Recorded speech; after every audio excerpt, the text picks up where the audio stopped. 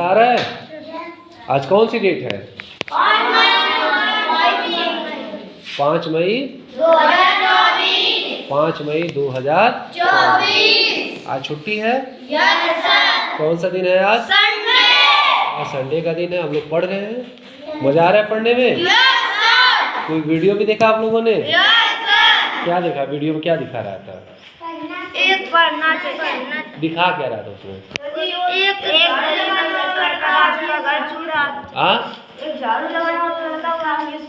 हाँ, आप क्या देखे? वो होटल में काम करा, फिर आईएएस के ऊपर आईएएस बन गए ना? कैसे? पढ़ाई करके ना? आपके इस पे टी शर्ट पे बाबा डॉक्टर भीमराव अम्बेडकर जी का फोटो है। वो हमेशा कहते थे सब काम छोड़ के सबसे पहले क्या करना चाहिए? पढ़ाई करना चाहिए। तो आप लोग पढ़ाई करेंगे ना? सभी लोग पढ़ाई करेंगे ना? घर पे भी जाएंगे, चीज़ों को दोहराएंगे ना? खूब अच्छे से पढ़ाई करना है, ठीक है? पढ़ेंगे तो आगे बढ़ेंगे, ठीक है? हम लोग किस चीज़ पे आज बात कर रहे हैं? जो छुट्टी के दिन जो है मोडाल्स पे बात होती है, और आज जिस मोडाल पे बात हो रही है वो मोडाल है कैन। किस मोडाल पे बात हो रही है आज? कैन। आज कैन के यूज पे बात हो रही है। किस मोडाल पे बात हो रही है? कैन पर।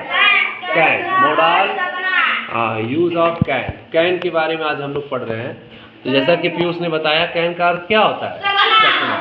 कैन का अर्थ सकना। और कैन का प्रयोग किस टेंस में होता है? कैन का प्रयोग प्रेजेंट टेंस में होता है। क्यों होता है?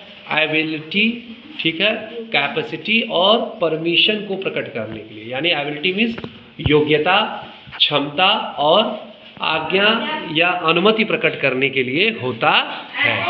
तो क्या समझा अभी तक आपने समझा कि कैन का अर्थ है सकना। कैन का अर्थ क्या है? सकना।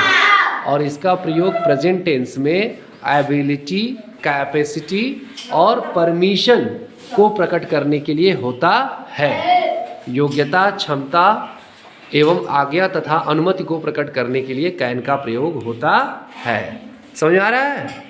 ठीक है बेटा। तो कैन का अर्थ सकना है और इसका प्रयोग प्रेजेंट टेंस में एबिलिटी, कैपेसिटी तथा परमिशन को प्रकट करने के लिए होता है। योग्यता, क्षमता, आज्ञा एवं अनुमति को प्रकट करने के लिए होता है। कुछ एग्जाम्पल्स हम लोग देखते हैं। जैसे ये पहला एग्जाम्पल है, आई कैन डू इट। हाँ, can modal. I can do it. क्या लिखा हुआ है? I can do it. इसका एक तात्पर्य ये भी होगा कि I am able to do it. I can do it को हम कह सकते हैं I am able to do it, यानी मैं यह कार्य कर सकता हूँ। आई कैन डू इट का क्या अर्थ होगा? कि मैं यह कार्य कर सकता हूँ या मेरे पास यह क्षमता है इसे करने की। I am able to do it, मैं यह कार्य कर सकता हूँ। तो ये जो सेंटेंस है वो क्या प्रकट कर रहा है? एबिलिटी को। एबिलिटी मानी योग्यता को प्रकट कर रहा है, ठीक है? योग्यता को प्रकट कर रहा है कि I am able to do it, I can do it. और अभी आपने पढ़ा कि कैन का प्रयोग प्रेजेंट टेंस में एबिलिटी, कैपेसिटी और परमिशन को प्रकट करने के लिए होता है। तो पहला एग्जाम्पल जो हमारा था कि आई कैन डू इट, यानी I am able to do it, मैं यह कार्य कर सकता हूँ, इसमें कैन के माध्यम से योग्यता को प्रकट किया जा रहा है।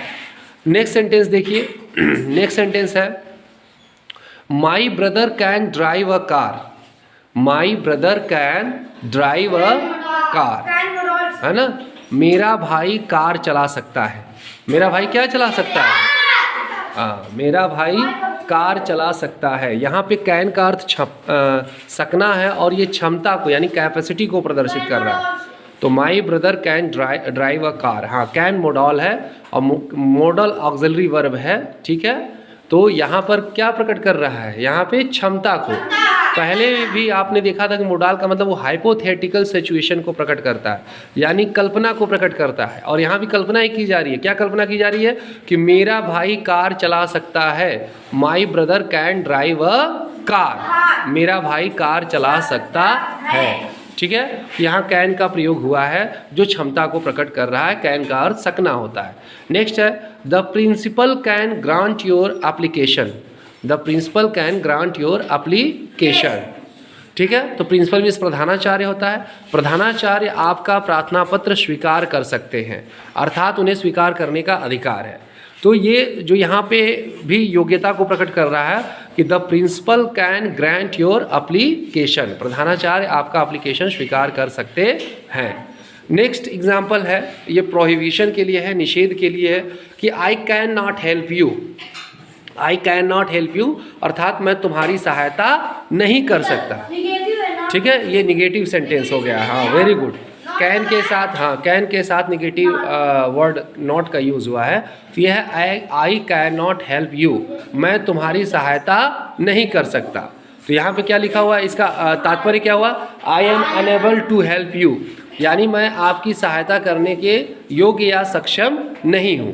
तो यहाँ पे क्या दिखा रहा है, कैपेसिटी इन द निगेटिव नकारात्मक रूप में क्षमता को दिखा रहा है कि I can not help you, मैं तुम्हारी सहायता नहीं कर सकता, अर्थात I am unable to help you, है ना।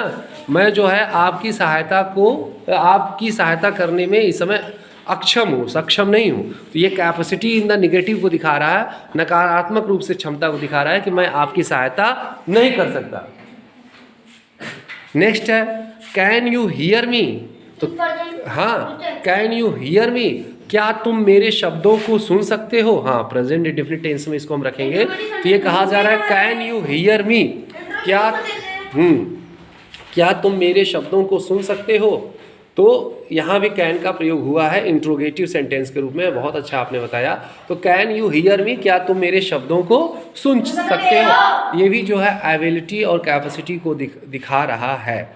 तो कैन का अर्थ होता है सकना, और प्रेजेंट टेंस में इसका एबिलिटी, कैपेसिटी और परमिशन प्रकट करने के लिए होता है। एक चीज़ ध्यान देने वाली बात है बेटा कि कैन नॉट से, नोट लिखा हुआ, कैन नॉट से निषेध या असमर्थता प्रकट होती है। निषेध का मतलब नकारात्मक, ठीक है ना, नकारात्मक भाव स्पष्ट होता है। तो कैन नॉट से निषेध या असमर्थता प्रकट होती है। और दूसरी चीज़, कैन नॉट को मिलाकर लिखना चाहिए, ऐसा नहीं कि कैन को अलग लिख रहे हैं, नॉट को अलग लिख रहे हैं, दोनों को साथ लिखना चाहिए, कैन नॉट को मिलाकर लिखना चाहिए। और इसे संक्षिप्त रूप में, एब्रिविएशन रूप में कांट भी लिखा जा सकता है, ऐसे कैन फिर अपस्ट्रॉफी फिर टी, है ना, इसे कांट भी लिखा जा सकता है। जैसे डू नॉट को डोंट लिखा जा सकता है, वैसे इसको कैन नॉट को क्या लिखा जा सकता है, कांट। ठीक है, तो कैन नॉट से क्या पता चलता है, असमर्थता के बारे में पता चलता है। और कैन नॉट को मिलाकर लिखना चाहिए, और इसे संक्षिप्त रूप में जो है एब्रिविएट रूप में कांट भी लिखा जा सकता है। तो आपने क्या समझा, आपने ये समझा कि कैन का अर्थ सकना है, और इसका प्रयोग प्रेजेंट टेंस में एबिलिटी, कैपेसिटी तथा परमिशन प्रकट करने के लिए होता है। ठीक है, जैसे एग्जाम्पल है I can do it. Example क्या है, आई कैन डू इट, जिसका मतलब हुआ कि I am able to do it, यानी मैं यह कार्य कर सकता हूँ। तो ये एबिलिटी को प्रकट कर रहा है। My brother can drive a car, मेरा भाई कार चला सकता है, ये क्षमता, कैपेसिटी को प्रकट कर रहा है। ठीक है, the principal can grant your application, प्रधानाचार्य तुम्हारा प्रार्थना पत्र स्वीकार कर सकते हैं, यहाँ भी जो है क्षमता, योग्यता को दिखा रहा है। आई कांट हेल्प यू, ये कैपेसिटी इन द निगेटिव को दिखा रहा है। और कैन नॉट अगर आप लिख रहे हैं तो इसे संक्षिप्त में कांट भी लिख सकते हैं, और ये असमर्थता को प्रकट कर रहा है कैन नॉट। और कैन और नॉट को पास पास लिखना चाहिए, दूर नहीं लिखना चाहिए, इस बात पर ध्यान देना है। और एक बात क्या ध्यान देना है बेटा,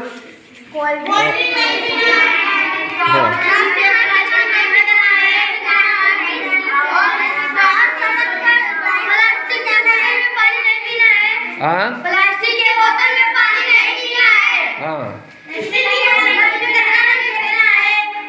पेड़ को काटना नहीं है।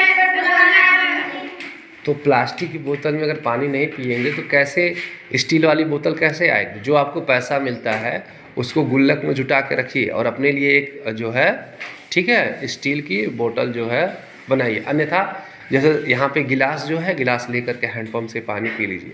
लेकिन प्लास्टिक जो आप प्लास्टिक में पीते हैं तो उसमें जो माइक्रो प्लास्टिक है वो आपके शरीर में जाएगा, बहुत लंबे समय तक शरीर में जाने से संभावना कैंसर की होती है। इसलिए प्लास्टिक का प्रयोग नहीं करना है। प्लास्टिक के गिलास में जो शादी ब्याह में देखते हैं लोग पानी पीते हैं, वो भी नहीं प्रयोग करना है ना।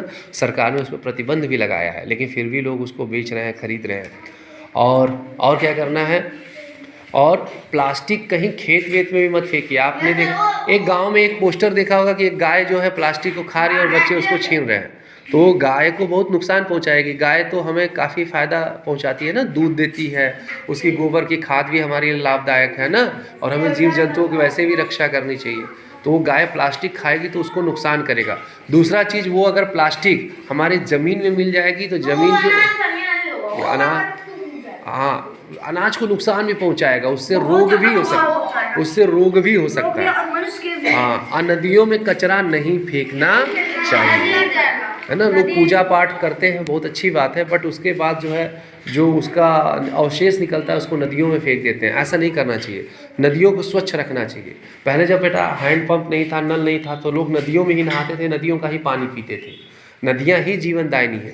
जहाँ नदियों ने मार्ग परिवर्तित कर लिया, सिंधु घाटी सभ्यता के बारे में कहा जाता है कि जब नदियों ने मार्ग परिवर्तित कर लिया किसी कारण से, तो वहाँ के लोग वहाँ से हट गए, दूसरी जगह जाके बस गए, सभ्यता का नाश हो गया। तो बेटा इसलिए जो है नदी बहुत इंपॉर्टेंट होती है, नदी है तो जीवन है। तो नदियों को स्वच्छ रखना है। हमारी पावन तमसा नदी इतनी दूषित हो गई है, इतना गंदगी उसमें लोग फेंकते हैं, देखते हैं ना कितनी गंदी हो गई है। दिल्ली के पास जो यमुना नदी है, जो उसमें सारे इंडस्ट्री उद्योगों का कचरा जाता है, ठीक है। गंगा नदी भी हमारी प्रदूषित हो गई है, वहाँ भी हम लोग जाते हैं, सारा कचरा डालते हैं।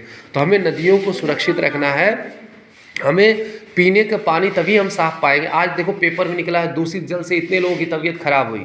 तो दूषित जल कैसे हो जाएगा? जब आप गंदगी जो रिस करके ज़मीन के नीचे जाएगा, वही जब आप पानी के रूप में पाएंगे, तो दूषित जल से आपको टाइफाइड, हैजा, तमाम बीमारियां हो सकती हैं, पीलिया वगैरह तमाम बीमारियां हो सकती हैं। तो इसलिए नदी को गंदा नहीं करना है। कोई भी कचरा आप ऐसे जगह, जैसे जो कचरे की गाड़ी आवे, डस्टबिन बना हो, वहाँ पे आप जो है उस कचरे को जो है फेंकिए। और दूसरी चीज़, कचरे को ना 2 भागों में बांटा जा सकता है। जैसे आलू का छिलका हुआ है ना, फूल वगैरह का जो अवशेष हुआ है ना, ये सब जो है फिर से खाद के रूप में यूज हो सकते हैं। लेकिन ये जो प्लास्टिक हुआ, शीशा हुआ, ये सब को अलग करना चाहिए। सब बड़ी खतरनाक चीज़ें होती हैं। सड़क पे कैसे चलना है बेटा? बाईं तरफ। कैसे चलना है?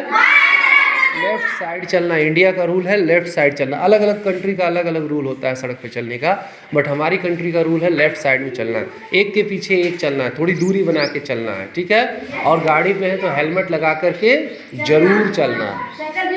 हाँ, गर्मी का सीजन है, पानी पीते रहना है। नींबू पानी, ककड़ी, खीरा, गुड़ का पानी, है ना, पानी पीते रहिए। अन्यथा हाँ, दही खाइए, वेरी गुड, बहुत अच्छा।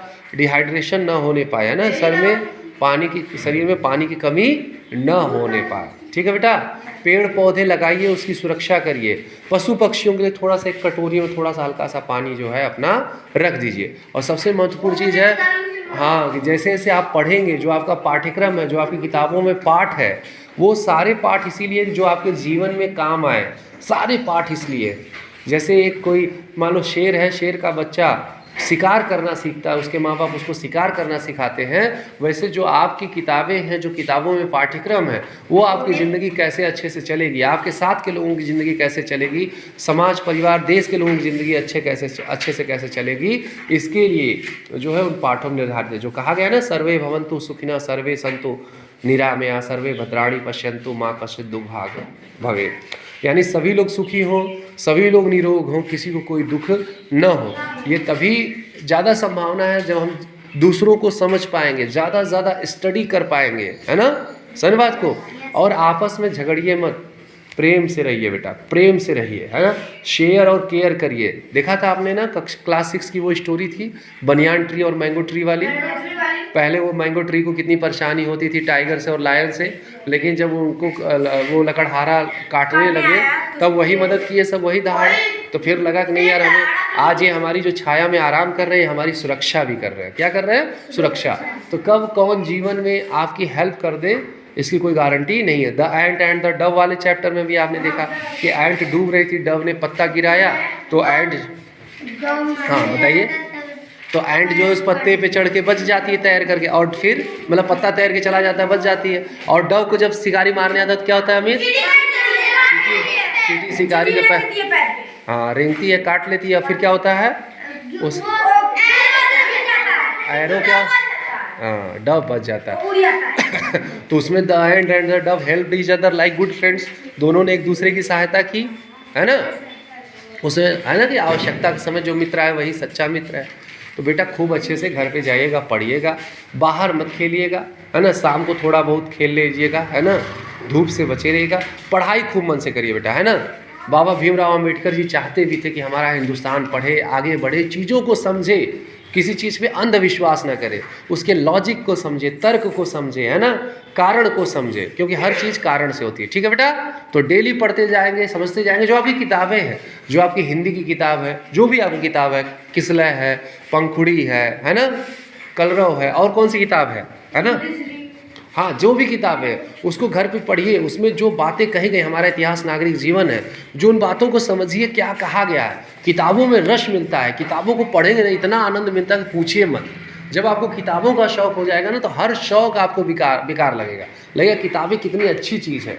ठीक है बेटा, तो किताबों को खूब बढ़िया से पढ़ना है, और पढ़ेंगे तो आगे बढ़ेंगे, बहुत सारा चीज़ आपकी ज़िंदगी में सुधार होगा। उसके साथ साथ आपको आजीविका भी मिलेगी, पैसा भी आप कमा लेंगे, जिससे आपकी ज़िंदगी सुखद होगी। ठीक है बेटा, रखते हैं फिर, है ना।